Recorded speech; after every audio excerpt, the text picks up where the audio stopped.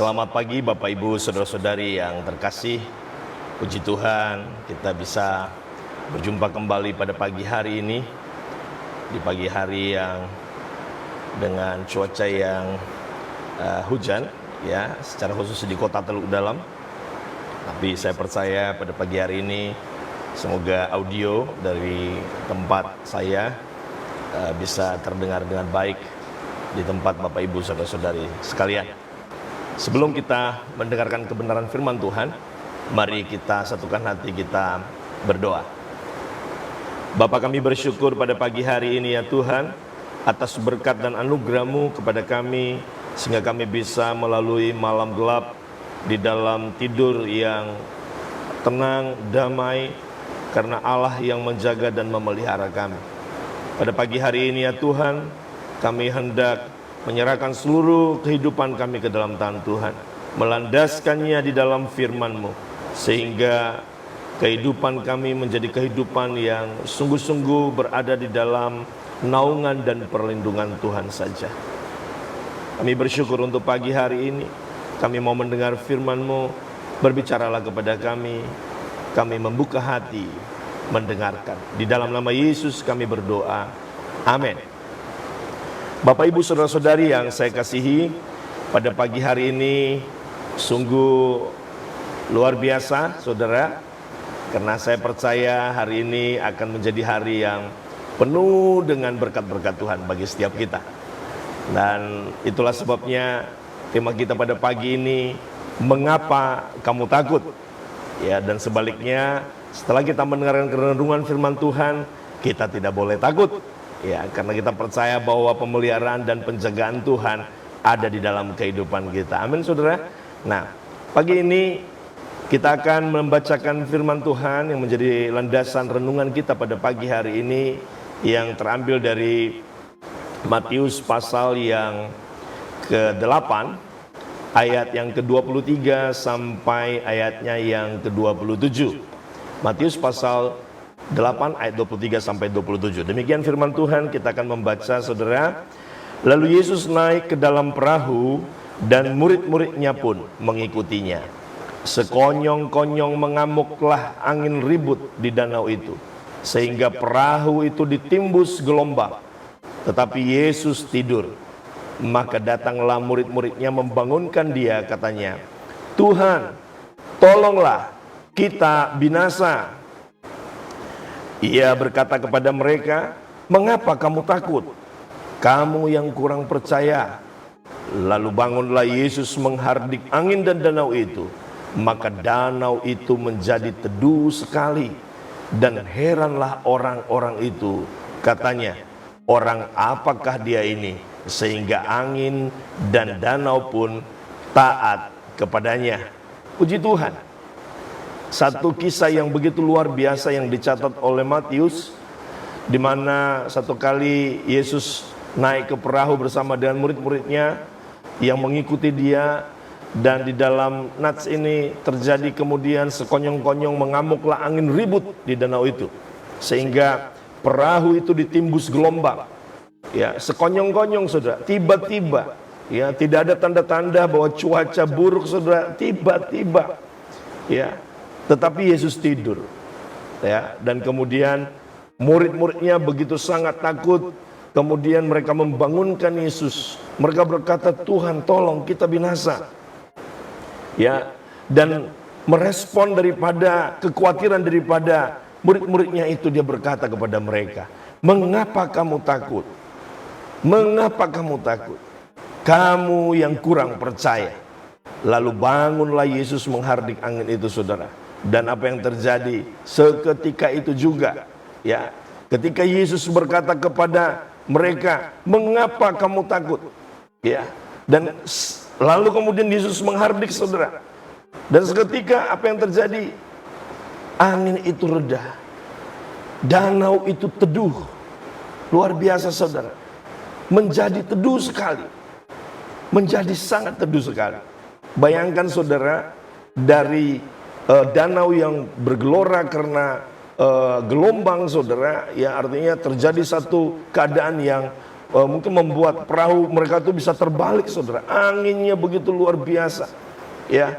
Tapi tiba-tiba Allah, Yesus sendiri, ya, berkata kepada angin dan danau itu, reda, teduh. Ya. Ketika Yesus menghardik, benar-benar teduh. Danau itu menjadi teduh sekali, tenang. Mungkin saya membayangkan keteduhannya itu, mungkin permukaan danau itu tiba-tiba tidak beriak karena angin yang begitu menimbus yang telah mengganggu perjalanan mereka pada saat itu. Nah, saudara-saudara yang saya kasihi, kehidupan di dalam Tuhan juga demikian.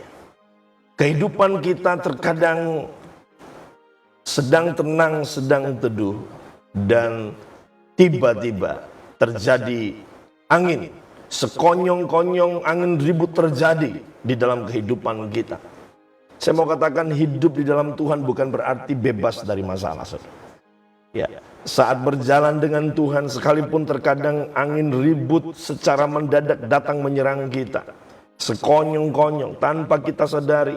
Terkadang kita sudah memperkirakan segala sesuatu, kita sudah mengatur, kita sudah memprediksi segala sesuatu.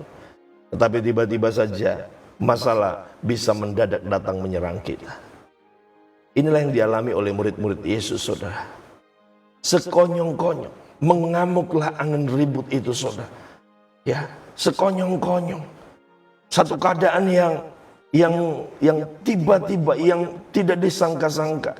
Keadaan yang di luar dugaan mereka. Ya, karena angin ribut, kemudian mereka menjadi sangat panik dan ketakutan. Padahal saudara, Yesus ada di dalam satu perahu dengan mereka. Ya, coba bayangkan, saudara, bukankah kita pun demikian? Padahal kita baru saja mungkin datang dari gereja, pulang persekutuan. Kita mungkin baru doa. Kita mungkin baru sedang merenungkan firman Tuhan. Bisa saja sekonyong-konyong. Ya. Saudara-saudari yang saya kasihi, respon daripada murid-murid Tuhan Yesus ketika mereka dengan penuh kepanikan dan ketakutan berkata, Tuhan, tolong kita binasa. Ini menunjukkan satu sikap hati daripada murid-muridnya yang kemudian direspon oleh Tuhan Yesus dengan berkata, mengapa engkau takut? Mengapa kamu takut? Saudara-saudari yang saya kasihi, pada pagi hari ini, bukankah hal ini juga sering kita alami dalam kehidupan kita? Ketika kita mengalami permasalahan yang berat, kita cenderung panik dan takut.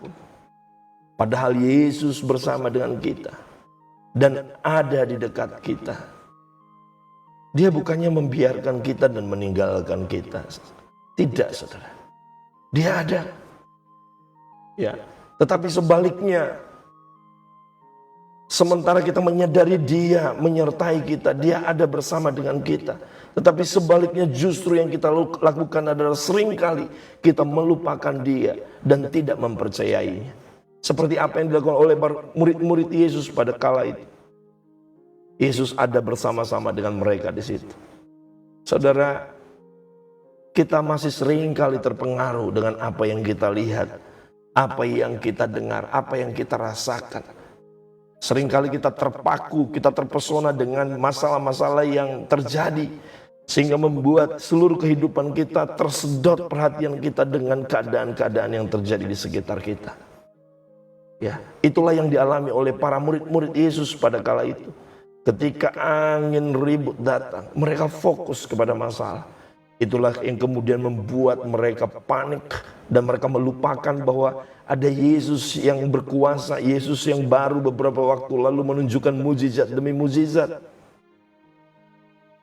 Saudara-saudari yang saya kasihi, pada pagi hari ini, mengapa hal demikian sering terjadi kalau kita mau mencoba merenungkan? Ya, mengapa seringkali kita melupakan bahwa Dia ada dan sanggup menolong kita? Bahkan yang sering terjadi kemudian kita stres dan keadaan tersebut. Kita putus asa, jangankan bersuka cita. Terkadang untuk membuka mulut saja, sekedar berseru, berdoa, memuji Tuhan saja, kita enggan melakukannya. Ketika masalah, kesulitan, ya persoalan, mungkin sekonyong-konyong datang dalam kehidupan kita. Itulah yang sering saya katakan, ketika kita membuka celah kepada ketakutan, maka iblis akan datang. Iblis yang seumpama singa yang berjalan berkeliling mencari mangsa yang bisa dia telan. Dia akan menepuk dada dan melihat orang-orang yang percaya yang rapuh.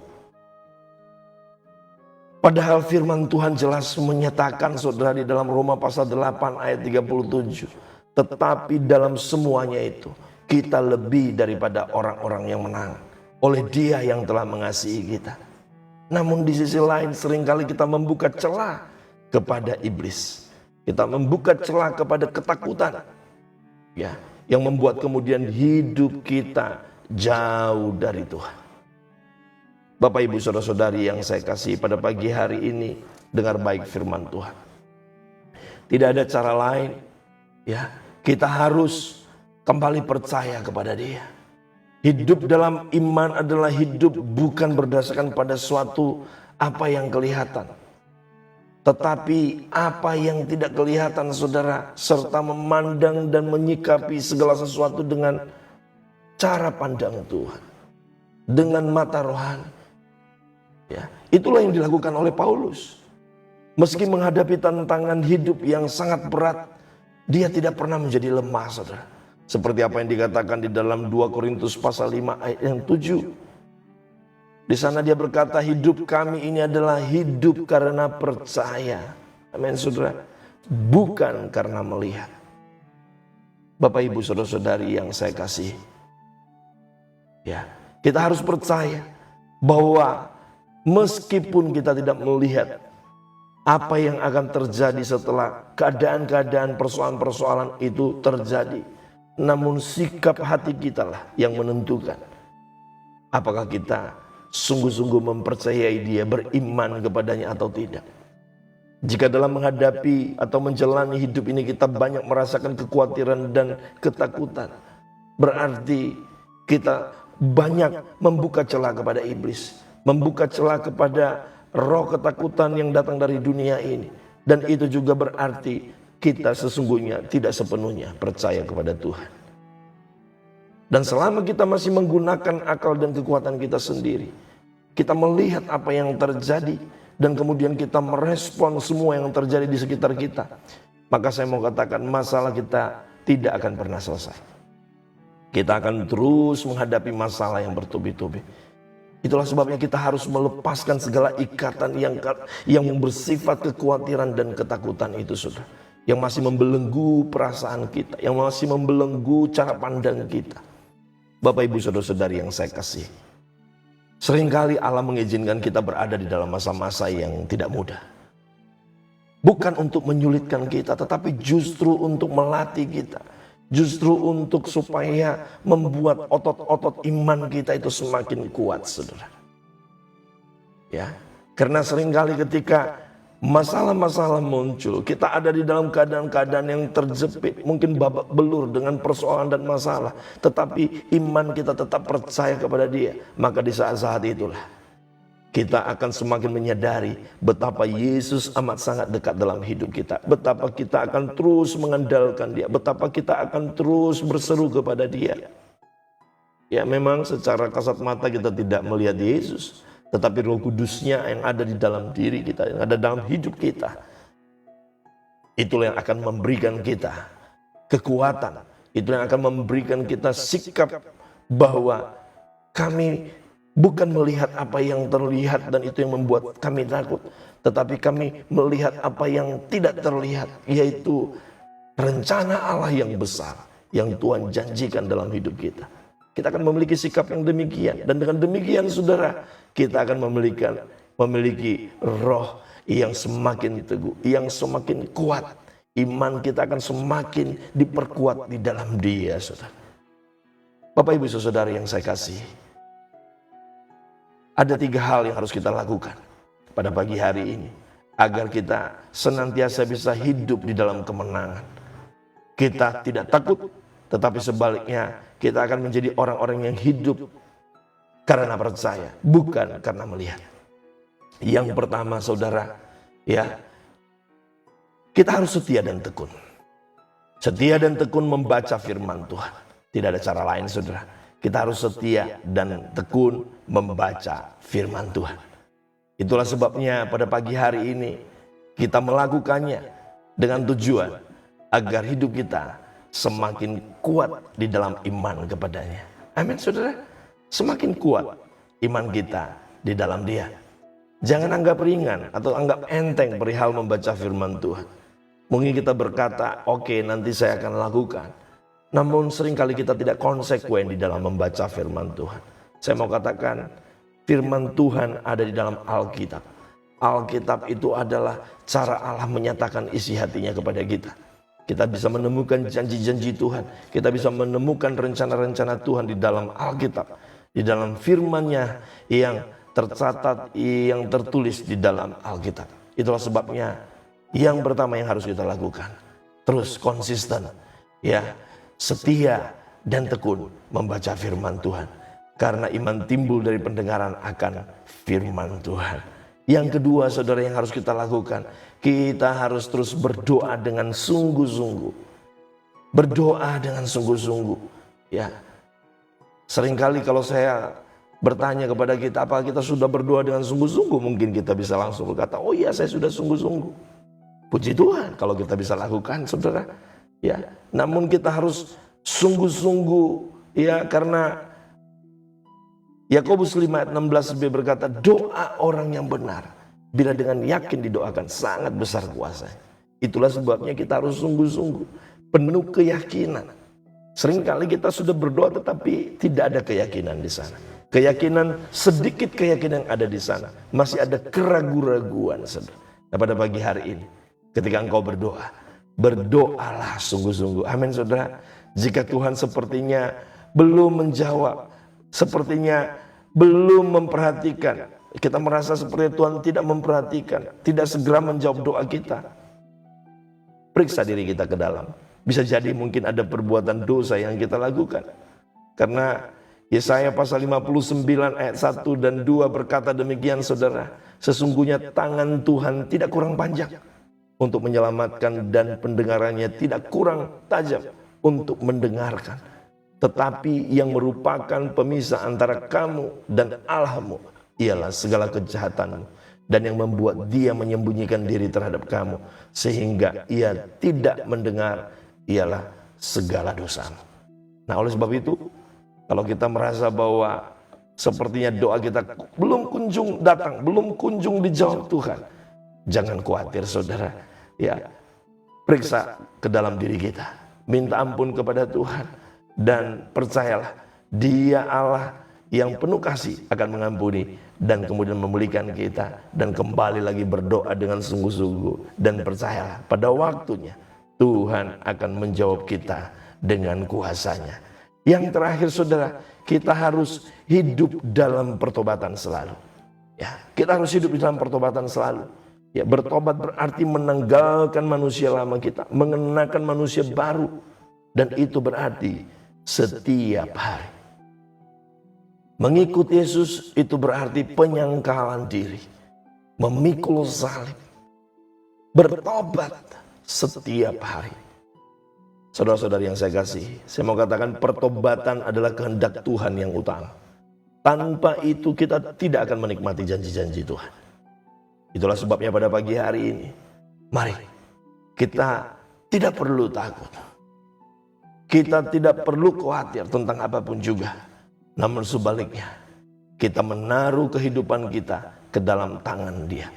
Dan dengan demikian kita akan berkata seperti pemazmur mencatat, sekarang aku tahu bahwa Tuhan memberi kemenangan kepada orang yang diurapinya dan menjawabnya dari sorga, yang kudus dengan kemenangan yang gilang gemilang oleh tangan kanannya. Sekali lagi, sekarang aku tahu bahwa Tuhan memberikan kemenangan kepada orang-orang yang diurapinya dan menjawabnya dari sorganya yang kudus dengan kemenangan yang gilang gemilang oleh tangan kanannya. Luar biasa saudara. Kalau kita meyakini bahwa kita tidak perlu takut, maka Tuhan akan memberikan kemenangan kepada setiap kita.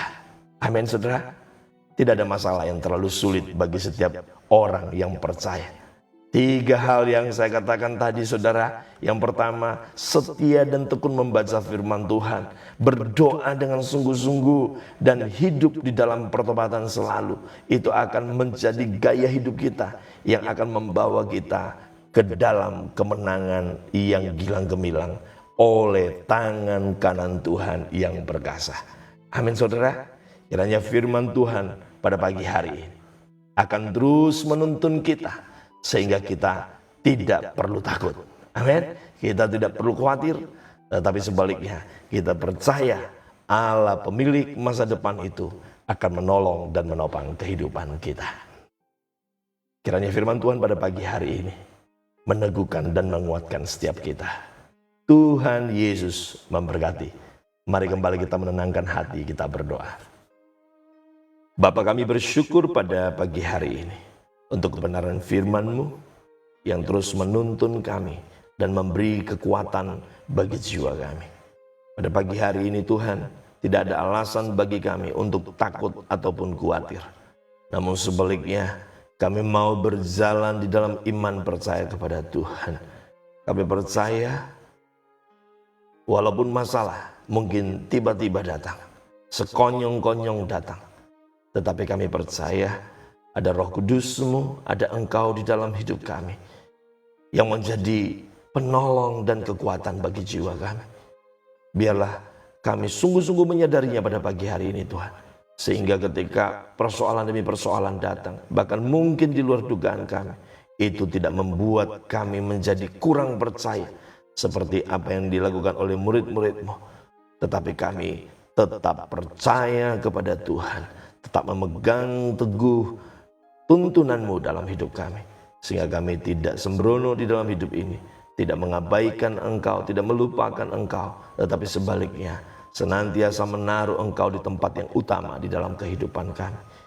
Hamba berdoa bagi setiap umat-Mu yang mendengarkan renungan pagi pada hari ini, yang menyaksikannya. Engkau Allah yang memberkati mereka. Bila ada yang kurang percaya pada pagi hari ini, Engkau teguhkan kepercayaan mereka kepada Engkau, bahwa Engkau tidak pernah sekali-kali meninggalkan mereka ya Tuhan. Tangan kanan-Mu yang menuntun kehidupan kami sekalian. Terima kasih Bapa, kami bersyukur untuk pagi hari ini.